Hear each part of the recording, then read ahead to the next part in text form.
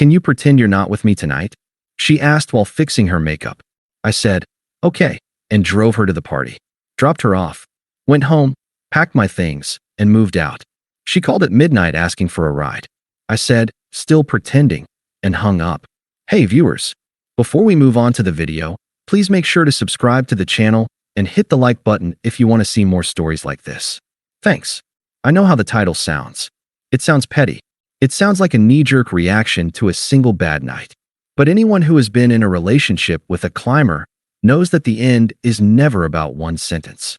It's about the 1,000 sentences before it that you ignored because you wanted to believe they loved you. The sentence she said in the car was just the receipt. I'd already bought the product. Let me set the stage. I'm 29. I work in back-end logistics for a major shipping firm. It's profitable, stable, and to my ex-girlfriend Jenna, 26F, incredibly boring. Jenna describes herself as a lifestyle curator, which is Instagram code for unemployed with expensive taste. For 2 years, I paid the rent on our downtown apartment. I paid the lease on the Audi she loved to take selfies in. I paid for the dinners she posted, the vacations she tagged, and the clothes she wore. In exchange, I was allowed to exist in the background of her life, a useful prop that kept the lights on while she waited for her real life to start. The night it ended, we were heading to a launch party for a new boutique agency in the city. This was the big leagues for her. A-list influencers, local celebrities, and, crucially, a few venture capital guys she was desperate to impress. She had spent 3 hours getting ready. She looked incredible. Red dress, perfect hair, the kind of look that stops traffic. But the vibe in the car was off. Usually, I'd be driving with one hand, holding hers with the other. Tonight, she was pressed against the passenger door, aggressively scrolling through her phone, checking the guest list. She kept sighing, looking at me, then looking back at her phone. You're wearing that? She asked, not looking up.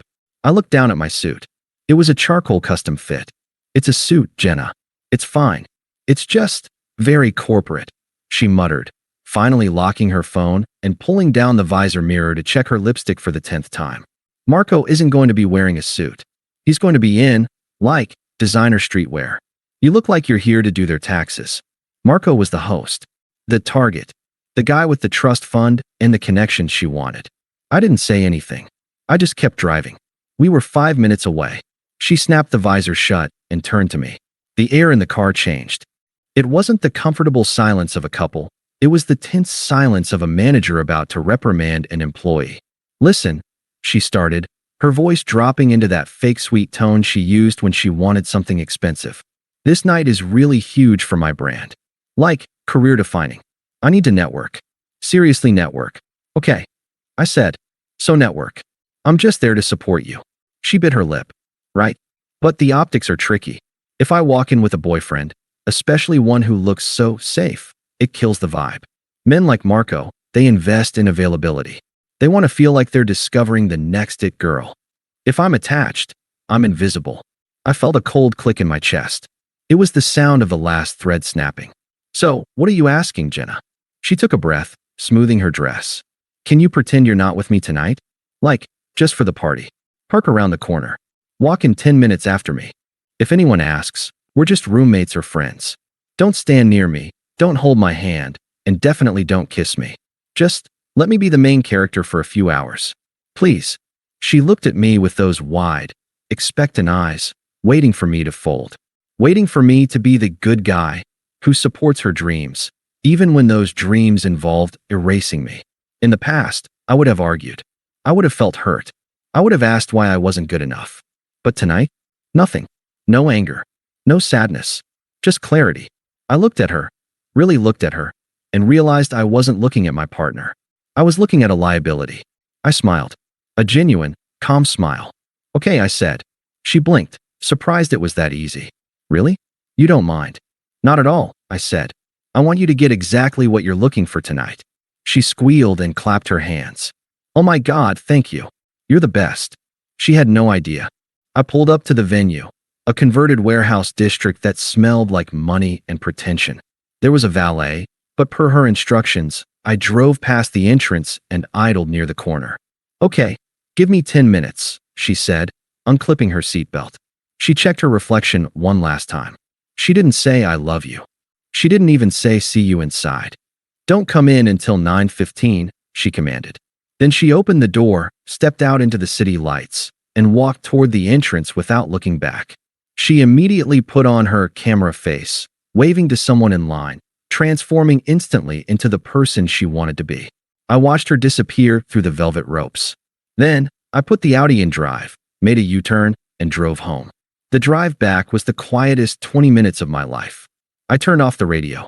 I needed to think tactically. I knew the layout of our apartment. I knew what was mine, what was hers, and what was technically ours, but not worth the fight. People ask why I moved out if I was the one paying the rent. It's simple. Evictions take months.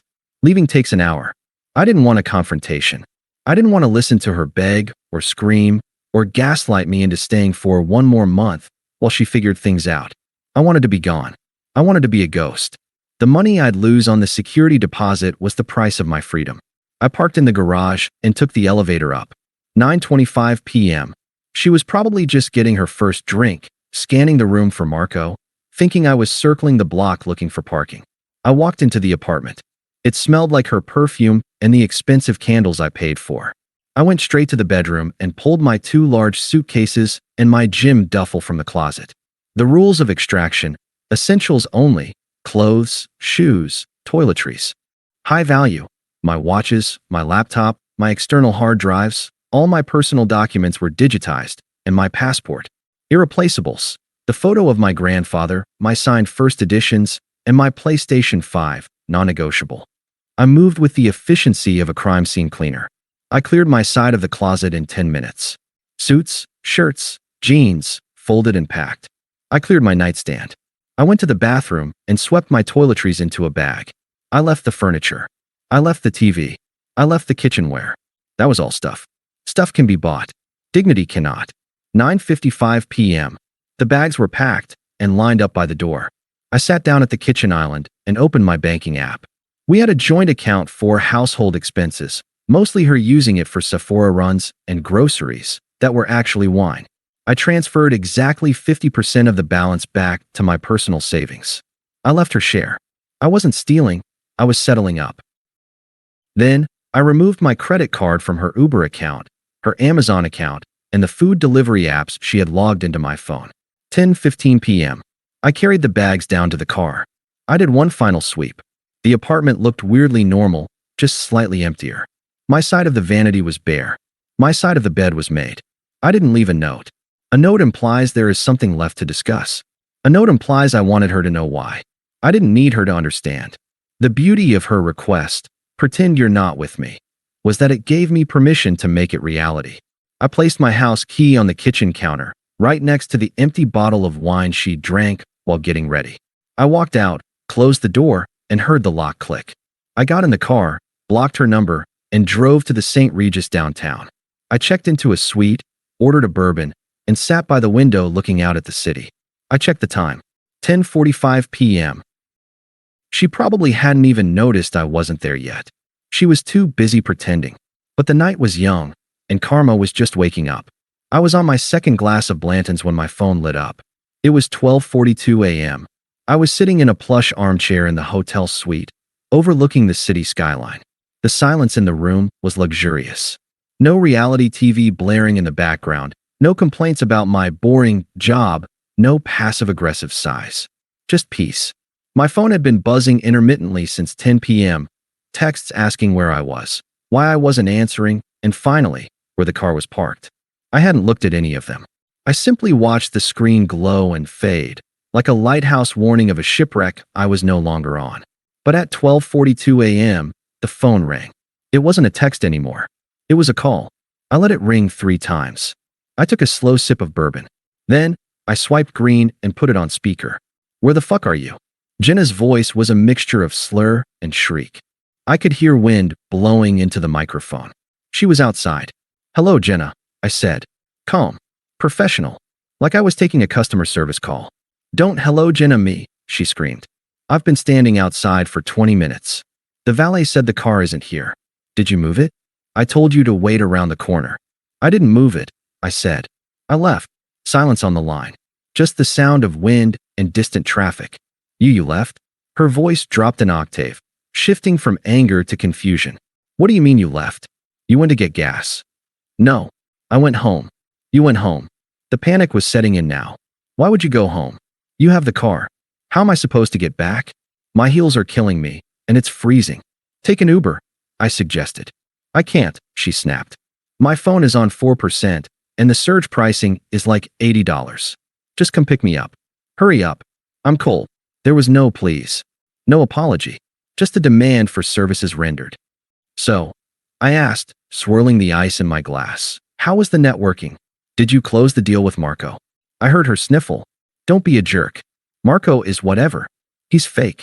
He left with some 19-year-old TikTok girl an hour ago. The whole party was lame. I just want to go home. Come get me. There it was. Plan A had failed. The upgrade hadn't worked out. The rich guy saw through the facade, or found a newer, shinier toy. Now that the fantasy was over, she needed the safety net back. She needed the NPC to drive her home so she could complain about how unfair the world was to her. I can't pick you up, Jenna, I said. Why not? Are you drunk? No, I said, leaning back in the chair.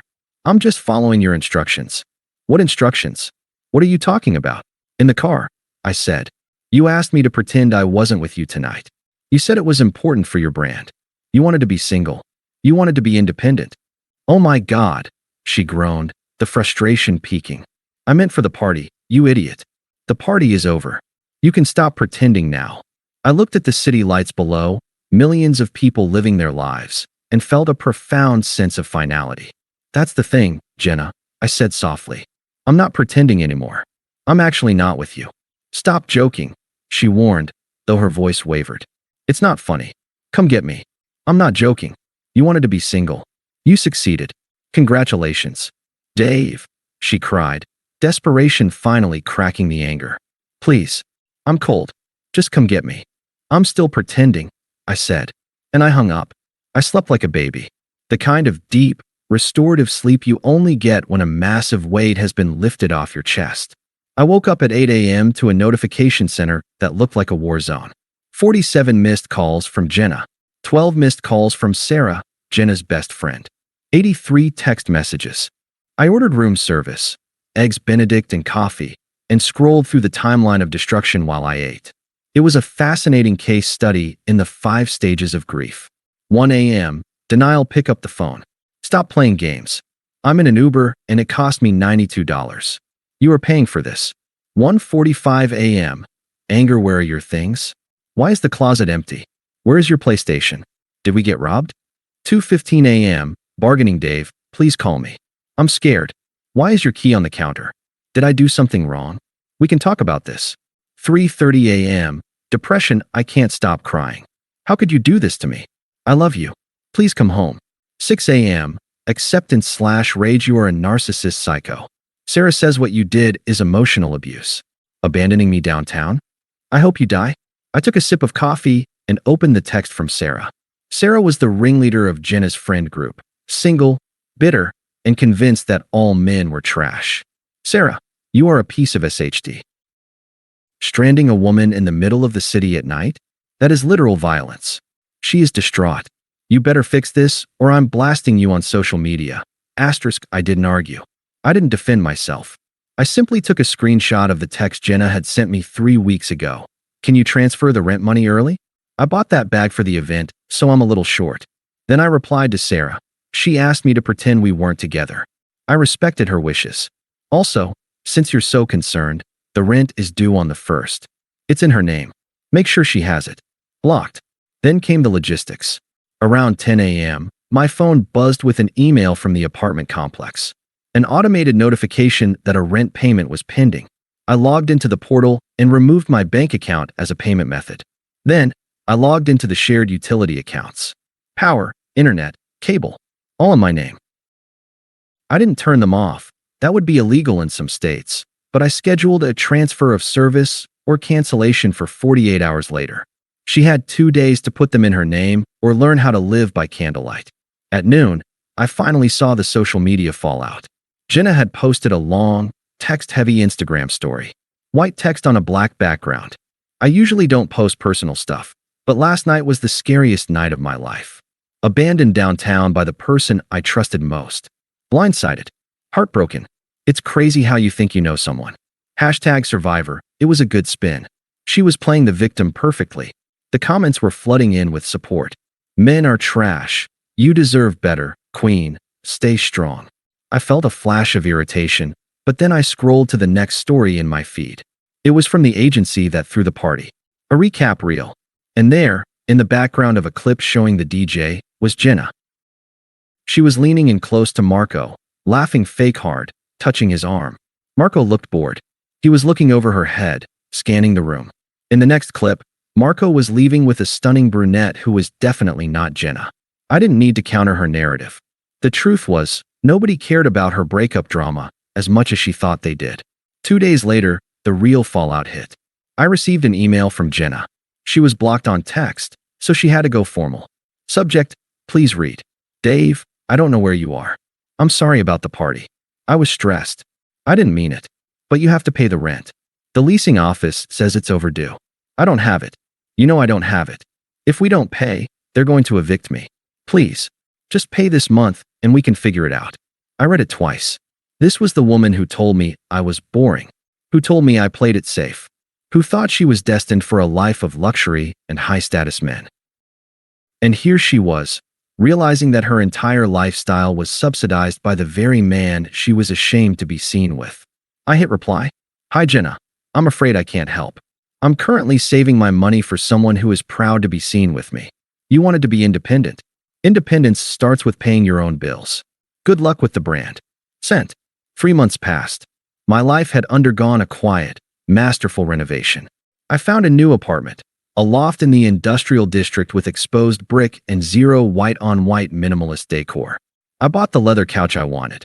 I started hitting the gym at 6 a.m. because I no longer stayed up late listening to someone vent about how hard it is to be an influencer with under 10K followers. I was happier, calmer. My bank account was recovering rapidly now that it wasn't hemorrhaging money into Sephora and brunch spots. I knew Jenna was struggling. Mutual friends, the few who took my side, told me she had been evicted a month after I left. She was currently couch surfing at Sarah's place, and apparently, Sarah's "men are trash" philosophy was straining under the weight of Jenna's inability to pay for utilities. I expected her to fade away. But narcissists don't fade, they reload. It happened on a Tuesday. I was walking out of my office building for lunch when I saw her. She was standing near the planter boxes, holding a large manila envelope. She looked different. The gloss was gone. Her hair was pulled back in a messy bun that looked less chic. And more, I haven't washed this in 3 days. She was wearing old yoga pants, not the designer fits she used to parade around in. She spotted me and put on a brave, shaky smile. Hey Dave. I stopped, keeping a safe distance. Jenna, what are you doing here? Some of your mail came to Sarah's old place. The forwarding address must have missed it. It looked like tax stuff. I didn't want you to get in trouble. She held out the envelope. It was a piece of junk mail from a credit card company. She knew it. I knew it. It was the mail excuse, the oldest trick in the book to force face-to-face contact. You could have just marked it "Return to sender," I said, not taking the envelope. She lowered her hand, her eyes instantly filling with tears. It was a performance I had seen 100 times. I missed you, she whispered. I just wanted to see you. I checked my watch. I'm on a lunch break, Jenna. Can we just talk? 5 minutes. She stepped closer, invading my space. I messed up, okay? I know I messed up. But you have to understand the pressure I was under. I didn't want to hide you because I was embarrassed. I did it because I was trying to build a future for us. I wanted to make it big so we could have the life we talked about. It was an impressive rewrite of history. You didn't do it for us, I said, my voice flat. You did it because you thought you could do better. You thought I was a stepping stone, and you were ready to jump to the next rock. But you slipped. That's not true, she insisted, wiping a tear. I love you. I've been miserable without you. Sarah is a nightmare to live with. I just want to come home. I want us back. I don't care about the parties or the influencers anymore. I just want you. She reached for my hand. Her grip was desperate.